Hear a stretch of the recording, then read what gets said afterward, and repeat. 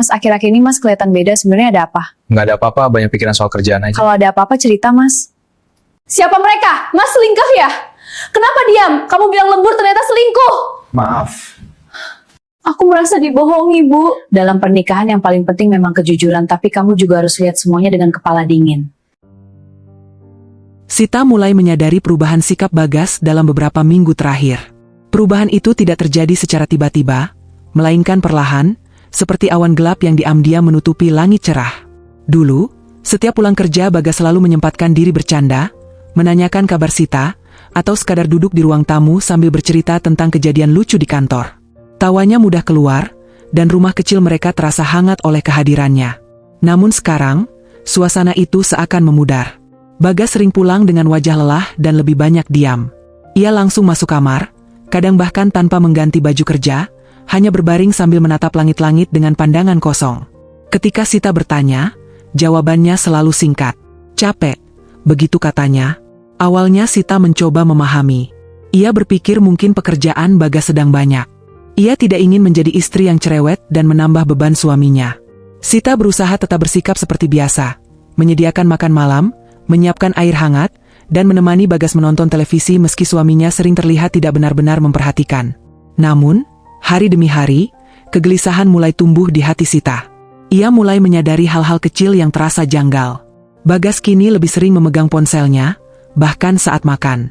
Notifikasi yang muncul sering membuatnya buru-buru berdiri dan menjauh, seolah tidak ingin Sita mendengar isi percakapan itu. Pernah suatu malam, ketika mereka sedang duduk di ruang tamu, ponsel Bagas berdering. Bagas langsung mengangkatnya dan berjalan ke teras. Sita sempat mendengar suaminya berbicara dengan suara pelan. "Iya, nanti aku ke sana, jangan sekarang, ya, aku mengerti." Nada suara Bagas terdengar serius, bahkan sedikit tegang. Ketika ia kembali ke dalam, wajahnya tampak muram. Sita ingin bertanya, tetapi entah mengapa ia mengurungkan niatnya. Ada perasaan aneh yang menahan lidahnya, seakan ia takut mendengar jawaban yang tidak ingin ia ketahui. Sejak malam itu, kecurigaan kecil mulai berakar. Bagas juga menjadi lebih mudah tersulut emosi. Hal-hal sepele yang dulu tidak pernah ia permasalahkan kini bisa membuatnya marah. Suatu pagi, hanya karena kopi yang disajikan Sita terasa terlalu manis, Bagas menghela napas panjang dan meletakkan cangkirnya dengan suara keras. "Kenapa sih sekarang apa-apa selalu salah?" gumamnya. Sita terdiam, terkejut mendengar nada bicara itu. Bagas jarang sekali berbicara seperti itu padanya. "Maaf, aku buatkan lagi," kata Sita pelan. Bagas tidak menjawab. Ia hanya berdiri, mengambil tasnya, lalu berangkat kerja tanpa menoleh lagi. Pintu yang tertutup meninggalkan perasaan hampa di dada Sita. Sepanjang hari, Sita memikirkan perubahan itu. Ia mencoba mencari alasan yang masuk akal. Mungkin Bagas sedang tertekan oleh pekerjaan, mungkin ada masalah dengan rekan kerjanya, atau mungkin hanya kelelahan. Namun, perasaan tidak tenang itu tetap ada, seperti bisikan halus yang tidak mau pergi. Malam demi malam berlalu, dan kebiasaan baru Bagas semakin membuat Sita resah. Suaminya sering menerima telepon di luar rumah, berbicara dengan suara pelan, bahkan terkadang pergi sebentar dengan alasan membeli sesuatu, tetapi kembali setelah waktu yang cukup lama. Hingga suatu malam, kegelisahan Sita mencapai puncaknya. Malam itu, hujan turun rintik-rintik. Udara terasa dingin, dan jalanan di depan rumah tampak basah memantulkan cahaya lampu. Sita baru saja selesai mencuci piring ketika melihat Bagas mengenakan jaket. "Mau kemana?" tanya Sita. "Ketemu teman sebentar," jawab Bagas singkat sambil mengambil kunci motor. "Jam segini?" "Cuma sebentar." Nada suaranya datar, tanpa penjelasan lebih lanjut. Sebelum Sita sempat berkata apa-apa, Bagas sudah melangkah keluar. Suara motor yang menjauh terasa seperti mengetuk-ngetuk kegelisahan di hati Sita. Ia berdiri di ambang pintu, memandangi jalan yang mulai sepi. Hujan masih turun tipis, dan udara malam terasa menusuk kulit. Ada perasaan aneh yang membuat dadanya sesak. Perasaan yang sulit dijelaskan, campuran antara khawatir, takut, dan curiga. Sita kembali ke dalam rumah, tetapi pikirannya tidak bisa tenang. Ia mencoba menonton televisi, namun tidak benar-benar memperhatikan. Jarum jam di dinding terasa bergerak sangat lambat. 1 jam berlalu. Lalu 2 jam. Bagas belum juga pulang. Sita mulai menggigit bibirnya, menahan rasa gelisah yang semakin besar. Ia menatap ponselnya, ingin menelepon Bagas, tetapi ragu. Ia tidak ingin terlihat seperti istri yang tidak percaya pada suaminya. Namun di sisi lain, hatinya terus berdebar tidak karuan. Akhirnya, sekitar pukul 11 malam, suara motor terdengar di depan rumah. Sita segera berdiri. Ketika pintu terbuka, Bagas masuk dengan wajah lelah, sedikit basah oleh gerimis. Ia hanya berkata singkat, "Aku mandi dulu," lalu langsung masuk ke kamar mandi. Sita memperhatikan suaminya dalam diam. Ada sesuatu yang berbeda di wajah Bagas. Bukan hanya lelah, tetapi juga seperti menyimpan beban yang berat. Dan untuk pertama kalinya, sebuah pertanyaan besar muncul jelas di benak Sita. Apa yang sebenarnya disembunyikan oleh suamiku? Pertanyaan itu terus berputar di kepala Sita sepanjang malam. Bahkan setelah Bagas keluar dari kamar mandi dan langsung berbaring tanpa banyak bicara, Sita masih terjaga, menatap langit-langit kamar yang temaram. Suara napas Bagas perlahan menjadi teratur, tanda pria itu sudah tertidur. Namun Sita sama sekali tidak bisa memejamkan mata. Perasaan gelisah itu seperti merambat pelan, memenuhi dadanya dengan kegelisahan yang sulit dijelaskan. Keesokan paginya, Sita memutuskan untuk tidak memendam semuanya sendiri. Saat Bagas sedang sarapan, Sita duduk di hadapannya. Ia berusaha mengumpulkan keberanian. Tangannya saling menggenggam di bawah meja. "Mas," ucapnya pelan. Bagas mengangkat wajah. "Ya?" Sita menatap suaminya lekat-lekat. "Akhir-akhir ini Mas kelihatan beda. Sering diam, sering keluar malam. Sebenarnya ada apa?" Bagas terdiam sesaat, lalu menghela napas pendek. "Enggak ada apa-apa," jawabnya singkat. "Cuma lagi banyak pikiran di kantor." "Masalah kerjaan?" tanya Sita lagi, mencoba memastikan. "Iya," jawab Bagas cepat, lalu kembali menyendok nasi, seolah pembicaraan itu sudah selesai. Jawaban itu terdengar terlalu singkat, terlalu datar. Tidak ada penjelasan, tidak ada cerita seperti biasanya. Padahal dulu, Bagas sering bercerita panjang tentang pekerjaannya, bahkan hal-hal kecil sekalipun. Sita merasa ada jarak yang tiba-tiba muncul di antara mereka. "Kalau ada masalah, Mas bisa cerita ke aku," kata Sita pelan. Bagas hanya mengangguk tanpa menatapnya. "Iya." Namun Sita tahu, anggukan itu hanyalah jawaban seadanya. Hari itu berlalu dengan perasaan tidak nyaman yang terus mengganjal di hati Sita. Ia mencoba menyibukkan diri dengan pekerjaan rumah, tetapi pikirannya terus kembali pada sikap Bagas yang terasa semakin asing. Malam harinya, setelah makan dan menonton televisi sebentar, Bagas tampak lelah dan memutuskan tidur lebih awal. Sita menyusul beberapa saat kemudian. Lampu kamar dimatikan, hanya menyisakan cahaya redup dari lampu luar yang masuk lewat celah tirai. Sita berbaring membelakangi Bagas, tetapi matanya terbuka lebar. Ia mendengar napas suaminya yang perlahan menjadi berat, tanda pria itu telah tertidur pulas. Jantung Sita mulai berdegup lebih cepat. Ada dorongan kuat di dalam dirinya, dorongan yang sebenarnya tidak pernah ingin ia turuti. Selama ini, Sita selalu percaya pada Bagas. Ia tidak pernah merasa perlu memeriksa ponsel suaminya atau mencurigai apapun. Namun sekarang, rasa ingin tahu itu mengalahkan segalanya. Perlahan, Sita bangkit dari tempat tidur. Ia melirik ke arah Bagas yang masih tertidur, lalu meraih ponsel suaminya yang tergeletak di meja kecil di samping ranjang. Tangannya terasa dingin saat menyentuh benda itu. Sita menarik napas dalam-dalam, lalu menekan tombol layar. Layar menyala. Namun senyum kecil yang sempat muncul di wajahnya langsung menghilang. Ponsel itu terkunci. Sita mengerutkan kening. Ia mencoba memasukkan kode yang selama ini digunakan Bagas, tanggal ulang tahun mereka. Salah. Ia mencoba tanggal lahir Bagas. Salah. Sita terdiam, menatap layar yang tetap terkunci. Dadanya terasa semakin sesak. Bagas tidak pernah mengganti kode ponselnya sebelumnya. Ia bahkan pernah mengatakan bahwa tidak ada yang perlu dirahasiakan di antara mereka. Lalu sejak kapan kode itu berubah? Dan kenapa? Sita menggenggam ponsel itu beberapa detik lebih lama, seolah berharap layar itu akan terbuka dengan sendirinya. Namun tentu saja tidak. Akhirnya, ia meletakkan kembali ponsel itu di tempat semula dengan hati-hati, lalu kembali berbaring. Namun kali ini, kegelisahan di hatinya jauh lebih besar. Pikirannya mulai dipenuhi berbagai kemungkinan. Ia mencoba menepis satu persatu, tetapi semakin ia mencoba berpikir logis, semakin kuat pula perasaan bahwa ada sesuatu yang disembunyikan Bagas darinya. Apakah Bagas memiliki masalah besar di kantor? Atau ada orang lain? Sita memejamkan mata rapat-rapat, menolak pikiran itu. Ia tidak ingin berprasangka buruk. Tetapi bayangan-bayangan itu terus datang, membuat dadanya terasa sesak. Malam itu, Sita hampir tidak tidur sama sekali. Keesokan harinya, Bagas bersikap seperti biasa, atau setidaknya berusaha terlihat biasa. Ia sarapan, berpamitan, lalu berangkat kerja. Namun Sita kini memperhatikan setiap gerak-gerik suaminya dengan lebih peka. Ia melihat bagaimana Bagas selalu membawa ponselnya kemanapun, bahkan ke kamar mandi. Ia melihat bagaimana suaminya tampak waspada setiap kali ponselnya berbunyi. Semakin lama, perasaan Sita berubah dari sekadar gelisah menjadi keyakinan samar. Bagas menyembunyikan sesuatu. Dan entah mengapa, Sita merasa bahwa rahasia itu bukanlah hal kecil. Sore itu, saat sendirian di rumah, Sita duduk di ruang tamu sambil menatap kosong ke arah jendela. Hujan tipis kembali turun, membuat suasana terasa sendu. Ia menyadari satu hal yang membuat hatinya semakin tidak tenang. Jika Bagas benar-benar hanya memiliki masalah di kantor, mengapa ia harus mengganti kode ponselnya? Pertanyaan itu terus berputar di kepalanya, seperti gema yang tidak mau berhenti. Dan untuk pertama kalinya, sebuah keputusan perlahan terbentuk di hati Sita.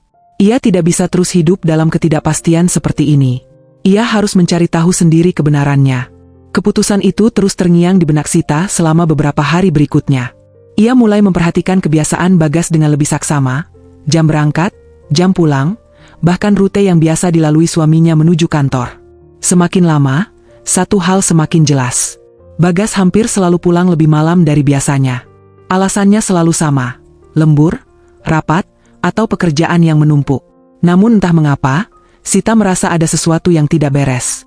Hingga suatu hari, rasa penasaran itu akhirnya mengalahkan keraguannya. Pagi itu, setelah Bagas berangkat kerja seperti biasa, Sita bersiap-siap. Ia mengenakan pakaian sederhana, mengambil tas kecil, lalu keluar rumah. Dengan hati berdebar, ia menuju kantor Bagas dan menunggu di sebuah warung kecil di seberang jalan. Waktu terasa berjalan lambat. Sita memesan teh hangat, tetapi hampir tidak menyentuhnya. Matanya terus mengawasi pintu gerbang kantor, menunggu sosok yang dikenalnya dengan sangat baik. Menjelang sore, akhirnya Bagas keluar dari gedung bersama beberapa rekan kerjanya. Sita menunduk, berpura-pura sibuk dengan ponselnya, tetapi dari sudut matanya ia tetap memperhatikan. Bagas berdiri sebentar di tepi jalan, lalu memesan ojek online.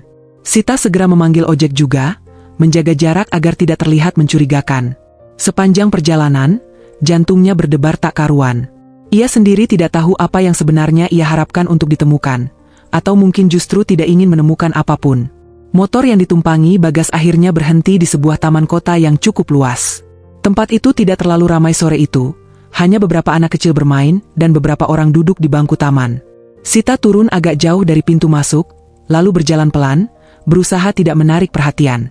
Dari kejauhan, ia melihat Bagas berjalan menuju salah satu bangku di bawah pohon besar. Dan disitulah, dunia Sita seperti berhenti berputar.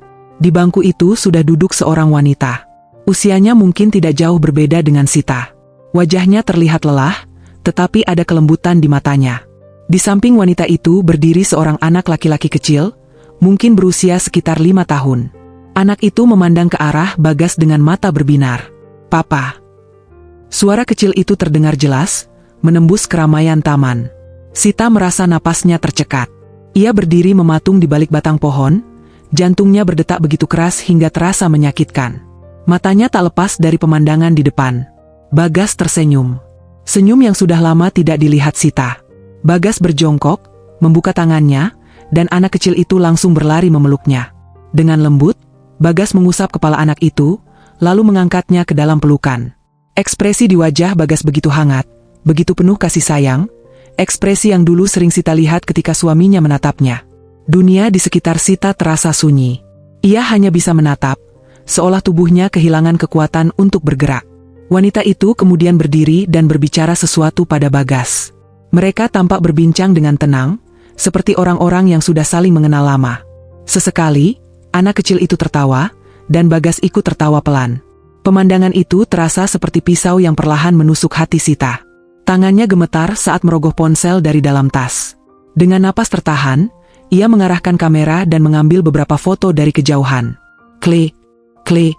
Setiap bunyi kecil itu terasa begitu berat, seakan menjadi bukti dari sesuatu yang tidak ingin ia akui. Air mata mulai menggenang di pelupuk matanya, tetapi Sita berusaha menahannya. Ia tidak boleh menangis di sini. Tidak sekarang. Ia kembali memperhatikan mereka. Anak kecil itu kini duduk di pangkuan Bagas, bermain dengan jam tangan di pergelangan tangan pria itu. Bagas tampak sabar meladeni, bahkan sesekali mencubit pipi anak itu dengan gemas. Pemandangan itu begitu alami, terlalu alami. Seolah mereka adalah sebuah keluarga. Pikiran Sita mulai dipenuhi berbagai kemungkinan yang menyesakkan. Apakah Bagas selama ini berselingkuh? Apakah anak itu anaknya? Sejak kapan semua ini terjadi? Dadanya terasa sesak, seperti ada sesuatu yang menekan kuat dari dalam. Sita tidak sanggup melihat lebih lama. Dengan langkah pelan, ia berbalik dan berjalan menjauh dari taman. Setiap langkah terasa berat, seperti menyeret beban yang tak terlihat. Begitu sampai di luar taman, ia berhenti dan bersandar pada pagar besi. Air mata yang sejak tadi ditahannya akhirnya jatuh. Tangannya masih menggenggam ponsel, layar menampilkan foto yang baru saja diambil. Di sana terlihat jelas Bagas yang sedang tersenyum, memeluk anak kecil itu. Foto itu terasa seperti bukti yang menghancurkan hatinya. Sita menarik napas panjang, mencoba menenangkan diri, tetapi dadanya tetap terasa sesak. Ia tidak tahu harus bagaimana, tidak tahu harus berpikir apa. Yang ia tahu, hidupnya tidak akan sama lagi setelah hari ini. Sore mulai berganti malam ketika Sita akhirnya pulang. Ia tiba lebih dulu daripada Bagas dan duduk di ruang tamu dalam diam, ponselnya masih berada di genggaman. Ia menunggu. Dan untuk pertama kalinya, penantian itu terasa begitu berat, karena kini ia tahu, ada rahasia besar yang sedang menunggu untuk diungkap. Sita duduk di ruang tamu dengan tubuh kaku. Jam dinding berdetak pelan, tetapi setiap detiknya terasa panjang dan menekan. Lampu ruang tamu menyala redup, menciptakan bayangan panjang di dinding yang membuat suasana terasa semakin sunyi. Ponsel masih berada di tangannya. Layar yang menampilkan foto Bagas bersama wanita dan anak kecil itu telah berkali-kali ia buka dan tutup. Seakan dirinya masih belum benar-benar percaya dengan apa yang dilihatnya. Suara motor berhenti di depan rumah, membuat jantung Sita berdebar keras. Pintu terbuka, dan Bagas masuk dengan wajah lelah seperti biasa. Ia melepas sepatu, lalu mengangkat wajah saat melihat Sita masih duduk di ruang tamu. "Belum tidur?" tanyanya singkat. Sita tidak langsung menjawab. Ia hanya menatap suaminya lekat-lekat, mencoba mencari sesuatu di wajah pria itu, rasa bersalah, kegugupan, atau mungkin penjelasan yang selama ini disembunyikan. "Mas," suara Sita terdengar pelan, tetapi bergetar.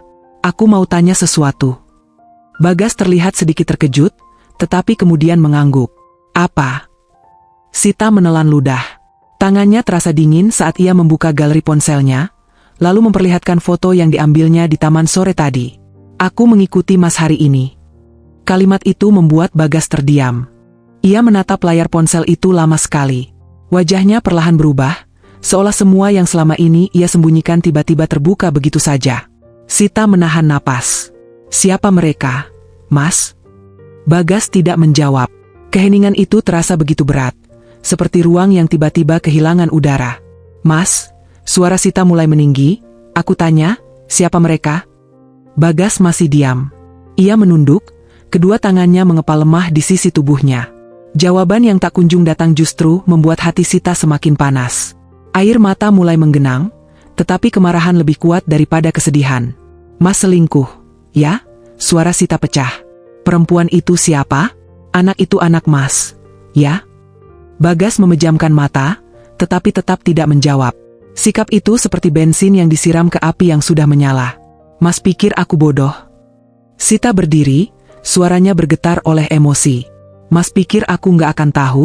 Selama ini Mas bilang lembur, bilang capek kerja, ternyata Mas pergi menemui mereka." Air mata mulai jatuh di pipinya, tetapi Sita tidak peduli. Semua rasa sakit, kecurigaan, dan ketakutan yang selama ini ia tahan seakan meledak dalam satu waktu. "Apa kurangnya aku, Mas?" bisiknya lirih, tetapi penuh luka. "Kenapa Mas lakukan ini ke aku?" Bagas akhirnya mengangkat wajah.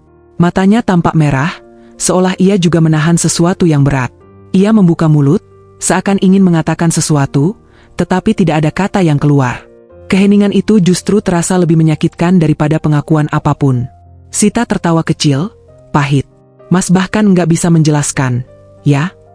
Tiba-tiba, Bagas melangkah mendekat dan memeluknya. Pelukan itu membuat Sita terkejut. Ia berusaha melepaskan diri, memukul dada suaminya dengan kedua tangan. "Lepasin aku nggak mau dipeluk," teriaknya. Namun Bagas tetap memeluknya erat. Dan untuk pertama kalinya, Sita merasakan tubuh suaminya bergetar. "Maaf," bisik Bagas pelan. Hanya satu kata itu. "Maaf." Tanpa penjelasan, tanpa alasan, tanpa jawaban. Kata itu justru membuat hati Sita semakin hancur. Maaf untuk apa? Tangis Sita pecah. Maaf karena Mas selingkuh? Maaf karena Mas punya anak di luar sana? Maaf karena Mas bohong selama ini? Bagas tidak menjawab. Ia hanya memeluk Sita lebih erat, seolah takut kehilangan. Tangisan Sita semakin keras. Ia merasa marah, sakit, bingung, dan hancur dalam waktu yang bersamaan. Selama ini ia percaya pada suaminya sepenuh hati. Ia tidak pernah membayangkan akan berdiri di situasi seperti ini. Beberapa saat kemudian, tenaga Sita seperti habis. Ia tidak lagi memukul atau meronta. Ia hanya menangis dalam pelukan Bagas, air matanya membasahi baju pria itu. Ruangan terasa sunyi, hanya diisi suara tangis yang terputus-putus. Akhirnya, Bagas melepaskan pelukannya perlahan. Aku minta waktu, katanya lirih. Aku akan jelaskan, tapi tidak sekarang. Sita menatapnya dengan mata basah. Kenapa tidak sekarang? Bagas terdiam sejenak, lalu berkata pelan, karena aku takut kamu semakin terluka. Jawaban itu membuat hati Sita terasa perih. Aku sudah terluka, Mas, bisiknya, dari saat aku melihat Mas di taman tadi. Bagas menunduk, tidak sanggup menatap mata istrinya. Malam itu, mereka tidak berbicara lagi. Bagas masuk ke kamar, sementara Sita tetap duduk di ruang tamu, memeluk dirinya sendiri, mencoba memahami kenyataan yang terasa begitu pahit. Untuk pertama kalinya sejak mereka menikah, rumah itu terasa asing bagi Sita. Dan di dalam hatinya, satu pertanyaan terus berputar, membuatnya tidak bisa tidur sepanjang malam. Rahasia apa yang sebenarnya disembunyikan Bagas selama ini? Pertanyaan itu masih menggantung di udara ketika pagi datang dengan cahaya pucat yang menyelinap masuk lewat celah tirai. Sita tidak benar-benar tidur semalaman. Matanya sembab, kepalanya berat, dan hatinya seperti diremas tanpa henti. Bagas juga tampak berbeda pagi itu. Ia duduk di tepi tempat tidur cukup lama sebelum akhirnya berkata pelan, "Kita perlu bicara." Sita tidak menjawab. Ia hanya duduk bersandar di kepala ranjang, memeluk lututnya sendiri. Tatapannya kosong, tetapi dalam dadanya badai masih bergemuruh. Bagas menarik napas panjang, seolah sedang mengumpulkan keberanian yang sejak tadi malam belum ia miliki. "Sebelum aku kenal kamu, sebelum kita menikah," suaranya terdengar berat, "aku pernah punya hubungan serius dengan seseorang." Sita memejamkan mata sejenak. Hatinya bergetar mendengar pengakuan itu, meski sebenarnya ia sudah menduga bahwa wanita di taman itu bukan orang asing bagi suaminya. "Namanya Laila," lanjut Bagas pelan. Nama itu terasa asing di telinga Sita, tetapi sekaligus menyesakkan. "Kami bersama cukup lama," kata Bagas. "Waktu itu aku pikir hubungan kami akan berlanjut sampai menikah. Tapi tiba-tiba dia pergi, tanpa penjelasan, tanpa kabar." Sita membuka mata, menatap suaminya tajam. Lalu, Bagas menunduk. "Beberapa bulan setelah kita menikah, sebenarnya aku sudah benar-benar melupakan dia. Aku pikir semuanya selesai." Sita merasakan jantungnya berdetak lebih cepat. Baru beberapa bulan lalu, Laila muncul lagi, lanjut Bagas dengan suara yang semakin lirih. "Dia datang ke kantor." Sita terdiam, mencoba mencerna setiap kata. "Dia bilang, dia punya anak," kata Bagas, lalu berhenti sejenak seolah kalimat berikutnya terlalu berat untuk diucapkan. "Anak itu, anakku." Seolah ada sesuatu yang menghantam dada Sita dengan keras. "Anak?" Suaranya hampir tidak terdengar. "Namanya Rafa," ujar Bagas. "Umurnya 5 tahun. 5 tahun. Sita langsung menghitung dalam pikirannya. Waktu itu bertepatan dengan masa sebelum ia mengenal Bagas. Artinya, anak itu memang lahir sebelum pernikahan mereka. Tetapi kenyataan itu tidak membuatnya merasa lebih baik. "Kenapa dia baru bilang sekarang?" tanya Sita, suaranya bergetar. "Karena dulu dia tidak memberitahuku kalau dia hamil," jawab Bagas cepat. "Dia pergi tanpa kabar. Aku benar-benar tidak tahu." "Lalu kenapa sekarang dia muncul?" Nada suara Sita mulai meninggi lagi.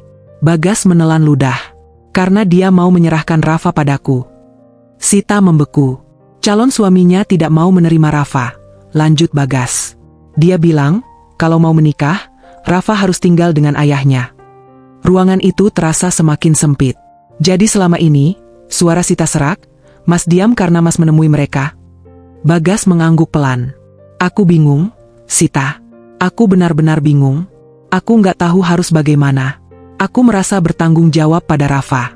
Dia anakku." Dan aku? Tanya Sita lirih. Bagas menatap istrinya dengan mata berkaca-kaca. Kamu istriku. Aku takut kehilangan kamu. Aku takut kamu akan meninggalkanku kalau tahu semua ini. Jawaban itu justru membuat hati Sita semakin sakit. Jadi Mas memilih berbohong? Tanyanya. Aku enggak berniat bohong.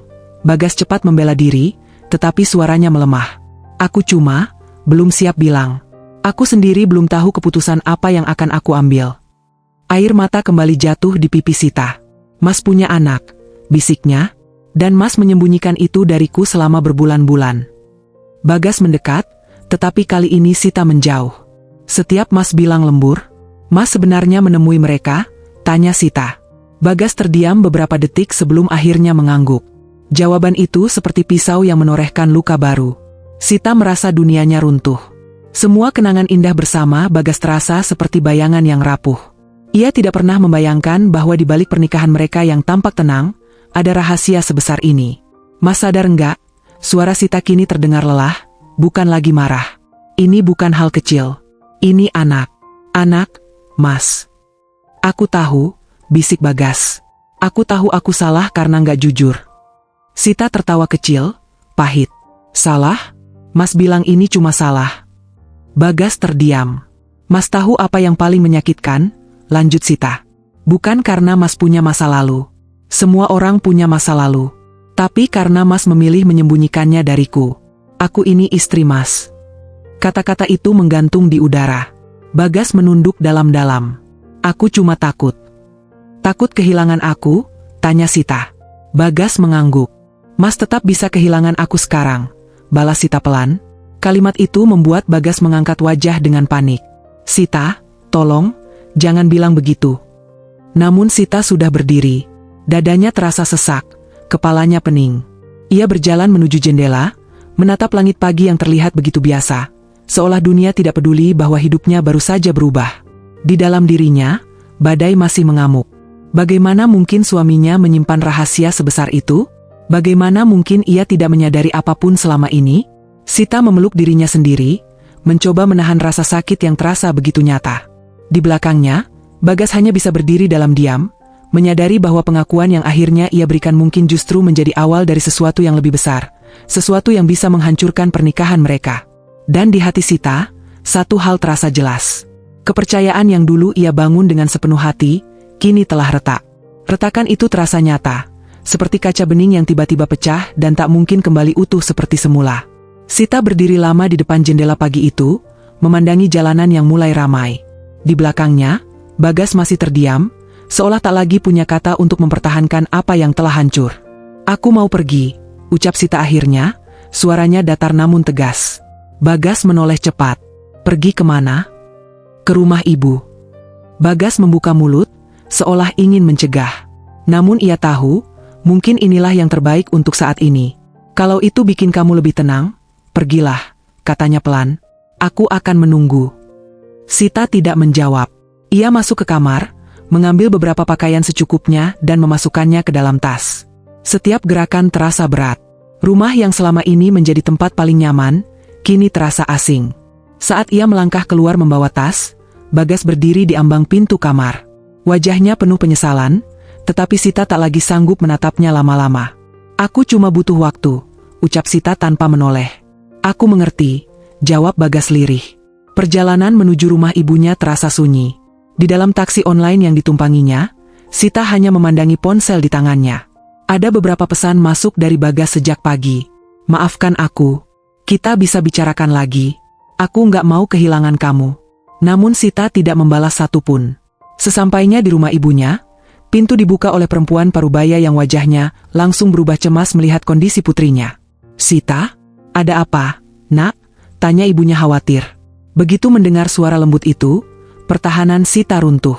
Air mata yang sejak tadi ia tahan akhirnya mengalir deras. Ia memeluk ibunya erat-erat. Ibu, suaranya tercekat. Ibunya menuntunnya masuk ke dalam rumah, membiarkannya duduk di sofa ruang tamu. Setelah sedikit tenang, Sita mulai menceritakan semuanya. Tentang perubahan sikap Bagas, tentang taman sore itu, tentang Laila, dan tentang Rafa. Setiap kata terasa seperti mengulang luka yang sama. Ibu nggak nyangka, Bu, Sita terisak. Selama ini aku percaya banget sama Mas Bagas. Tapi dia menyembunyikan anaknya sendiri dariku. Ibunya mendengarkan dengan sabar, tidak menyela sedikit pun. Wajahnya serius, tetapi tetap tenang. Jadi anak itu lahir sebelum kalian menikah? Tanya ibunya pelan. Sita mengangguk. Iya, tapi Mas tahu soal anak itu beberapa bulan lalu. Dan dia nggak bilang apa-apa. Ibunya menghela napas panjang. Yang bikin kamu sakit bukan masa lalunya, tapi karena dia nggak jujur, ya? Sita kembali menangis. Aku merasa dibohongi, Bu. Seolah aku ini orang luar di hidupnya. Ibunya meraih tangan Sita, menggenggamnya hangat. Nak, dalam pernikahan, yang paling penting memang kejujuran. Tapi kamu juga harus lihat semuanya dengan kepala dingin. Sita menatap ibunya dengan mata sembab. Maksud ibu? Kamu marah, itu wajar. Kamu kecewa, itu juga wajar. Tapi jangan ambil keputusan saat emosi masih tinggi. Ibunya berbicara lembut namun tegas. Tanya pada dirimu sendiri, kamu masih mencintainya atau tidak? Kamu masih ingin memperjuangkan rumah tanggamu atau tidak? Pertanyaan itu membuat Sita terdiam. Cinta. Apakah ia masih mencintai Bagas? Jawabannya tidak sederhana. Di balik kemarahan dan kekecewaannya, Sita tahu hatinya belum benar-benar lepas dari pria itu. Tapi bagaimana dengan anak itu? Bu, tanya Sita pelan. Kalau anak itu tinggal bersama kami, apa aku sanggup? Ibunya tersenyum tipis. Anak itu tidak bersalah. Dia lahir bukan karena kesalahannya. Sita tahu itu. Namun menerima kenyataan tetap tidak mudah. Sore menjelang malam, dan ponsel Sita kembali bergetar. Nama Bagas muncul di layar. Ia menatapnya lama. Panggilan itu ia biarkan terlewat. Tak lama kemudian, pesan masuk lagi. Aku sudah makan belum? Aku khawatir sama kamu. Tolong jawab, walau cuma satu kata. Sita mematikan layar ponselnya. Hatinya masih dipenuhi rasa sakit yang belum mereda. Malam itu, ia tidur di kamar lamanya. Aroma rumah ibunya terasa menenangkan, tetapi pikirannya tetap dipenuhi bayangan Bagas dan anak kecil bernama Rafa. Ia membayangkan wajah anak itu yang tersenyum di taman. Membayangkan bagaimana Bagas memeluknya dengan penuh kasih. Apakah ia bisa menerima anak itu sebagai bagian dari hidupnya? Air mata kembali menetes tanpa suara. Di sisi lain kota, Bagas mungkin sedang menunggu balasan darinya. Namun untuk saat ini, Sita belum siap menjawab. Ia masih perlu waktu untuk meredakan badai di dalam hatinya. Dan untuk pertama kalinya sejak menikah, Sita menyadari bahwa cinta saja mungkin tidak cukup jika kepercayaan telah terguncang begitu dalam. Kesadaran itu terus berputar di kepalanya hingga pagi datang. Setelah semalaman memikirkan semua kemungkinan, Sita akhirnya mengambil keputusan. Ia tidak bisa terus menghindar. Jika memang ingin menentukan masa depan pernikahannya, ia harus menghadapi semuanya secara langsung. Ibu, aku mau pulang, ucap Sita pelan saat sarapan. Ibunya menatapnya lembut. Sudah siap bicara baik-baik? Sita menarik napas dalam. Belum sepenuhnya. Tapi aku nggak bisa terus lari. Ibunya mengangguk. Ingat, jangan pakai emosi. Pakai hati dan pikiran. Perjalanan pulang terasa berbeda dari kemarin. Jika kemarin hatinya dipenuhi kemarahan, hari ini ada campuran antara takut dan tekad. Saat tiba di rumah, Sita melihat Bagas duduk sendirian di teras. Wajah pria itu tampak kusut. Matanya sembab seperti kurang tidur. Begitu melihat Sita turun dari kendaraan, Bagas langsung berdiri. Sita, suaranya terdengar lega sekaligus cemas. Sita berdiri beberapa langkah darinya. Tidak ada pelukan, tidak ada senyum. Hanya jarak yang terasa nyata. Aku cuma mau bicara, kata Sita tenang. Bagas mengangguk cepat. Mas siap. Mereka duduk berhadapan di ruang tamu. Suasana canggung menyelimuti ruangan yang dulu terasa hangat. Aku marah, Sita memulai. Aku kecewa. Tapi aku juga sadar, anak itu sudah ada. Masa lalu itu nggak bisa dihapus. Bagas menunduk. Aku tahu aku salah karena nggak jujur. Aku minta satu kesempatan buat memperbaiki semuanya. Sita menatapnya lekat-lekat. Kalau Mas di posisiku, apa Mas bisa langsung terima? Bagas terdiam. Pertanyaan itu tidak mudah dijawab. Aku nggak tahu. Akhirnya ia berkata jujur. Tapi aku tahu satu hal. Aku nggak mau kehilangan kamu. Sita menghela napas panjang. Aku mau bertemu mereka. Bagas terkejut. Maksud kamu, Laila dan Rafa? Iya, jawab Sita mantap. Aku nggak mau cuma dengar dari Mas. Aku mau dengar langsung. Ada keraguan di wajah Bagas, tetapi akhirnya ia mengangguk. Baik, Mas atur pertemuannya. 2 hari kemudian, mereka duduk di sebuah restoran yang cukup tenang. Sita memilih tempat umum agar suasana tetap terkendali. Tangannya terasa dingin meski pendingin ruangan tidak terlalu kuat. Bagas duduk di sampingnya, terlihat tegang. Tak lama kemudian, seorang wanita masuk sambil menggandeng tangan seorang anak laki-laki kecil. Sita langsung tahu, itu mereka. Wanita itu, Laila, terlihat sederhana. Wajahnya pucat, tetapi sorot matanya lembut. Sementara anak kecil di sampingnya memandang sekitar dengan rasa ingin tahu. Dan saat mata Sita bertemu dengan mata anak itu, dadanya seperti dihantam sesuatu. Wajah Rafa begitu mirip dengan Bagas. Bentuk matanya, cara alisnya terangkat. Bahkan senyum kecil yang muncul saat melihat Bagas, semuanya seperti salinan kecil dari suaminya. Tanpa tes DNA pun, Sita tahu kebenarannya. Rafa melepaskan tangan ibunya dan berlari kecil ke arah Bagas. "Papa." Kata itu terdengar begitu alami dari bibir mungilnya. Bagas tersenyum tipis dan mengusap kepala Rafa. "Halo, jagoan." Sita memperhatikan dalam diam. Ada rasa perih yang menyelinap di hatinya, tetapi kali ini ia menahannya. Mereka semua duduk. Suasana awalnya canggung. "Saya Sita," ucapnya akhirnya, menatap Laila. "Saya Laila," jawab wanita itu pelan. "Terima kasih sudah mau bertemu." Sita langsung pada tujuan. "Saya cuma mau memastikan satu hal. Apa benar tujuan kamu datang hanya untuk menyerahkan Rafa pada ayahnya?"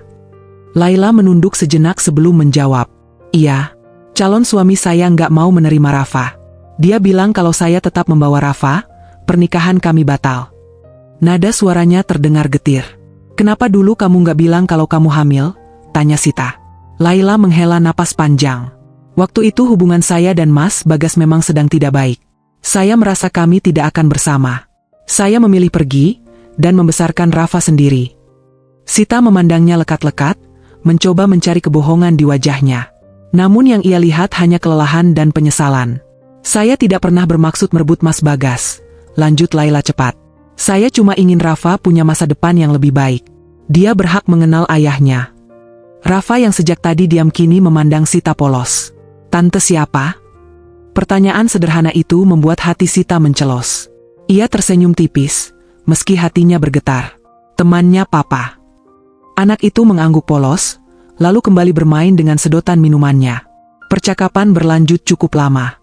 Jawaban Laila tidak jauh berbeda dari penjelasan Bagas sebelumnya. Tidak ada cerita rahasia tambahan, tidak ada hubungan yang masih terjalin. Hanya tanggung jawab yang tertunda. Namun melihat semuanya secara langsung membuat perasaan Sita semakin rumit. Di satu sisi, ia masih terluka. Di sisi lain, ia melihat seorang anak kecil yang tidak tahu apa-apa tentang konflik orang dewasa. Saat pertemuan itu selesai, Rafa melambaikan tangan kecilnya pada Bagas sebelum pergi bersama ibunya. Sita berdiri terpaku, menyaksikan mereka menjauh. Hatinya berat. Ia sadar, keputusan yang harus diambil bukan lagi tentang masa lalu Bagas saja, tetapi tentang masa depan seorang anak kecil yang kini berdiri di tengah pernikahan mereka. Pikiran itu terus mengganggu Sita bahkan setelah ia dan Bagas pulang dari restoran. Sepanjang perjalanan, mereka hampir tidak berbicara. Namun kali ini, keheningan di antara mereka tidak lagi dipenuhi kemarahan, melainkan kebingungan yang dalam. Malam itu, Sita duduk di ruang tamu, memandangi foto Rafa yang diam-diam sempat ia ambil saat pertemuan tadi.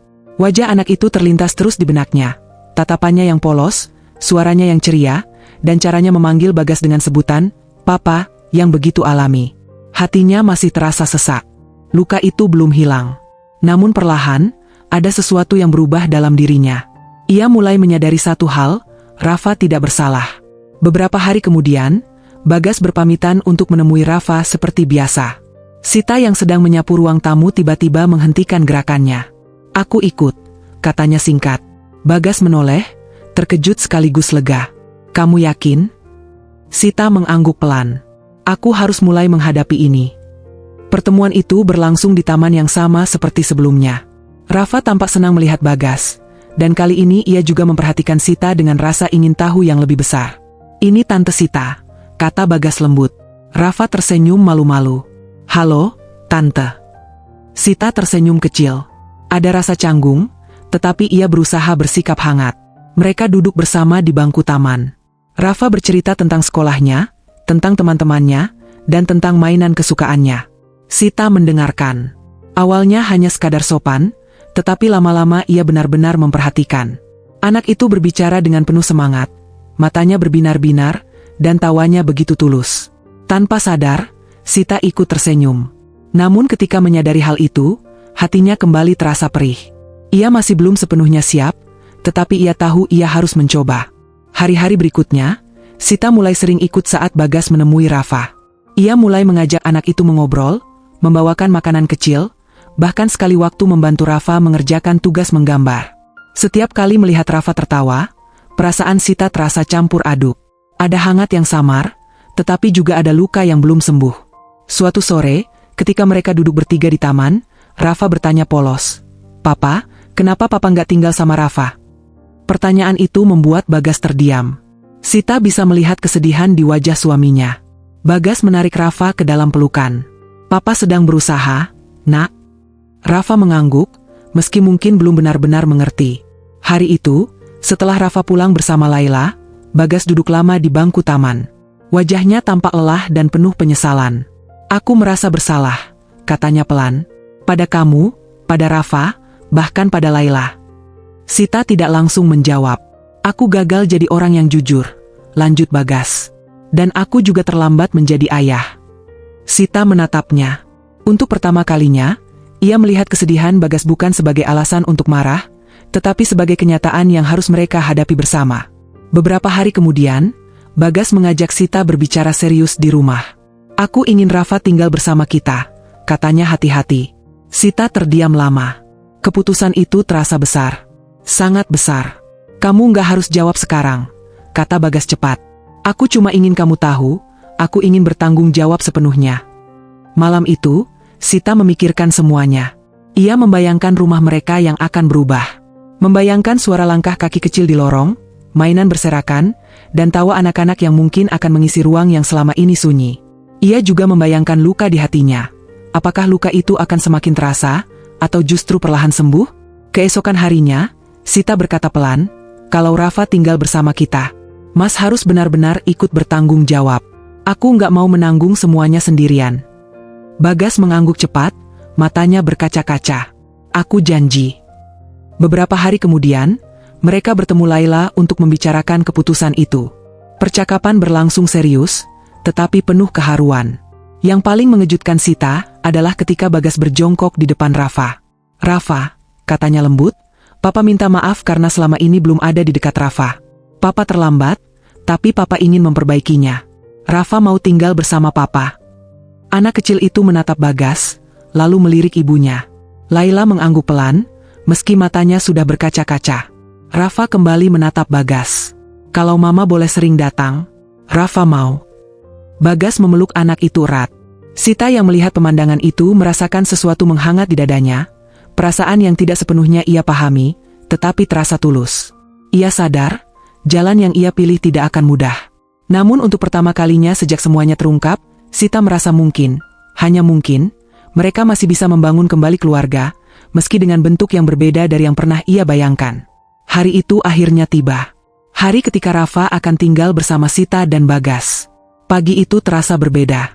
Udara terasa lebih sunyi, seolah semua orang sedang menahan sesuatu di dalam hati. Sita membantu Bagas menyiapkan kamar kecil di samping kamar mereka. Sebuah tempat tidur baru telah dipasang, sprei bergambar kartun dipilih dengan hati-hati, dan beberapa mainan sederhana diletakkan di rak. Sita memandangi kamar itu cukup lama. Sulit dipercaya bahwa hidupnya berubah begitu cepat. Beberapa minggu lalu, ia bahkan tidak tahu Rafa ada. Sekarang, anak itu akan menjadi bagian dari kesehariannya. "Terima kasih," kata Bagas pelan dari belakangnya. Sita menoleh. "Untuk apa?" "Untuk mau mencoba menerima semuanya." Sita tidak menjawab. Ia hanya menarik napas pelan. Menerima bukan berarti tidak sakit. Ia masih berjuang setiap hari, tetapi ia memilih untuk melangkah, bukan berhenti. Siang harinya, mereka pergi ke rumah Laila untuk menjemput Rafa. Rumah itu sederhana, tetapi rapi. Rafa sudah menunggu di ruang tamu dengan tas kecil di sampingnya. Namun wajah anak itu tidak secerah biasanya. Ia memegang tangan ibunya erat-erat. Sita bisa melihat mata Laila yang sembab, meski wanita itu berusaha tersenyum. "Masuklah," kata Laila pelan. Mereka duduk bersama, tetapi suasana terasa berat. Tidak ada yang benar-benar tahu harus memulai dari mana. Akhirnya, Rafa memeluk ibunya. Mama ikut, kan? Pertanyaan itu membuat hati siapapun yang mendengarnya terasa diremas. Laila berlutut di depan Rafa, memegang kedua bahunya. Air mata mulai jatuh tanpa bisa ia tahan. Rafa, Mama enggak ikut tinggal di sana, katanya lembut, berusaha tetap tersenyum. Tapi Mama akan sering datang. Mama janji. Rafa menggeleng pelan, matanya mulai berkaca-kaca. Rafa mau sama Mama. Tangisan itu akhirnya pecah. Anak kecil itu memeluk ibunya erat-erat, seolah takut kehilangan. Sita merasakan tenggorokannya tercekat. Ia tidak pernah membayangkan akan menyaksikan perpisahan seperti ini dari jarak sedekat itu. Bagas menunduk, wajahnya tegang menahan emosi. Laila mengusap rambut Rafa berkali-kali. Dengar Mama, ya, Rafa anak yang kuat. Papa dan Tante Sita akan menjaga Rafa dengan baik. Mereka sayang Rafa. Rafa terisak pelan, tetapi akhirnya mengangguk meski dengan berat hati. Beberapa menit kemudian, Laila berdiri dan menatap Sita. Matanya penuh harap sekaligus rasa bersalah. Saya titip Rafa, katanya lirih. Tolong jaga dia, seperti anak sendiri. Kalimat itu terasa berat bagi Sita, tetapi ia mengangguk pelan. Saya akan berusaha. Laila menunduk, air matanya kembali jatuh. Terima kasih. Perpisahan itu berlangsung lama. Rafa beberapa kali kembali memeluk ibunya sebelum akhirnya Bagas menggandeng tangannya keluar rumah. Anak itu masih terisak pelan saat mereka masuk ke dalam mobil. Sepanjang perjalanan, Rafa diam. Ia memandang keluar jendela, sesekali mengusap air matanya. Sita yang duduk di sampingnya merasa hatinya teriris. Perlahan, ia meraih tangan kecil itu. Rafa, panggilnya lembut. Anak itu menoleh dengan mata merah. Kita akan sering bertemu Mama, kata Sita pelan. Mama sayang Rafa. Papa juga sayang Rafa. Rafa tidak menjawab, tetapi genggaman tangannya pada tangan Sita terasa sedikit lebih erat. Sesampainya di rumah, Rafa memandangi sekeliling dengan ragu. Rumah itu masih terasa asing baginya. Ini kamar Rafa, kata Bagas sambil membuka pintu kamar kecil yang sudah mereka siapkan. Rafa masuk perlahan. Matanya memandang tempat tidur, rak mainan, dan dinding yang dihiasi gambar sederhana. Kamar Rafa? Tanyanya pelan. Bagas mengangguk. Iya, ini rumah Rafa juga sekarang. Anak itu duduk di tepi tempat tidur, masih terlihat canggung, tetapi tidak lagi menangis. Malam itu, rumah terasa berbeda. Ada suara langkah kaki kecil di lorong, ada suara tawa pelan saat Rafa bermain dengan mobil-mobilan yang baru dibelikan Bagas. Sita berdiri di ambang pintu kamar, memperhatikan anak itu bermain. Hatinya masih penuh perasaan yang sulit dijelaskan. Sedih, haru, takut, tetapi juga ada secercah hangat yang perlahan tumbuh. Ia sadar, perjalanan mereka masih panjang. Luka di hatinya belum sepenuhnya sembuh. Rafa pun masih belajar beradaptasi. Bagas masih berusaha menebus kesalahannya. Namun malam itu, untuk pertama kalinya, rumah mereka tidak lagi terasa kosong. Dan Sita mulai memahami bahwa keluarga tidak selalu lahir dari keadaan yang sempurna. Kadang, keluarga justru terbentuk dari luka yang perlahan belajar untuk sembuh bersama. Meski luka dalam hati Sita belum sepenuhnya sembuh, tapi ia percaya bahwa cinta bisa bertumbuh bahkan dari rasa sakit. Keyakinan itu yang ia pegang setiap hari, terutama saat melihat Rafa mulai terbiasa berada di rumah mereka. Hari-hari pertama tidak mudah.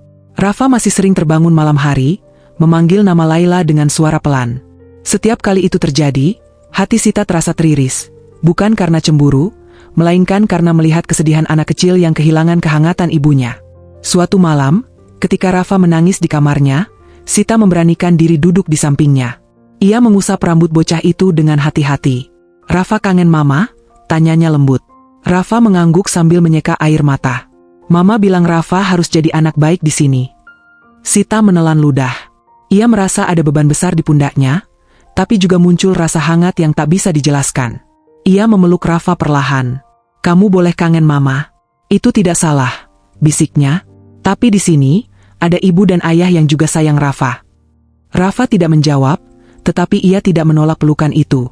Malam itu, untuk pertama kalinya, Rafa tertidur di bahu Sita. Sejak saat itu, hubungan mereka perlahan berubah. Rafa mulai sering bercerita tentang sekolah, tentang teman-temannya, bahkan tentang hal-hal kecil seperti rasa es krim favoritnya. Sita mendengarkan dengan sabar, kadang tersenyum, kadang tertawa.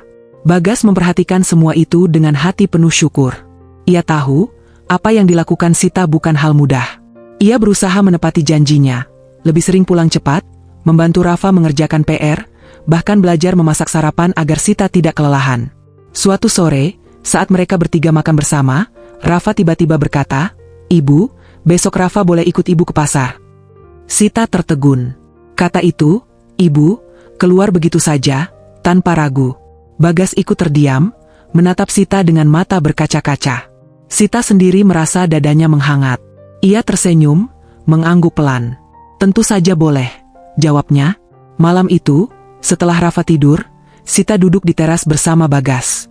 Angin malam berhembus lembut, membawa aroma tanah basah setelah hujan. "Terima kasih," kata Bagas pelan. Sita menoleh. "Untuk apa?" "Untuk tidak menyerah pada kita." Sita tersenyum tipis. "Aku juga hampir menyerah waktu itu." Bagas menggenggam tangan istrinya. "Aku tahu. Dan aku tidak akan pernah mengulang kesalahan yang sama. Kamu dan Rafa adalah keluargaku sekarang. Kalian segalanya bagiku." Sita menatap langit yang gelap, dipenuhi bintang-bintang kecil. Untuk pertama kalinya setelah sekian lama, ia merasa damai. Waktu berlalu. Bulan-bulan berganti, dan rumah itu mulai dipenuhi tawa yang tulus.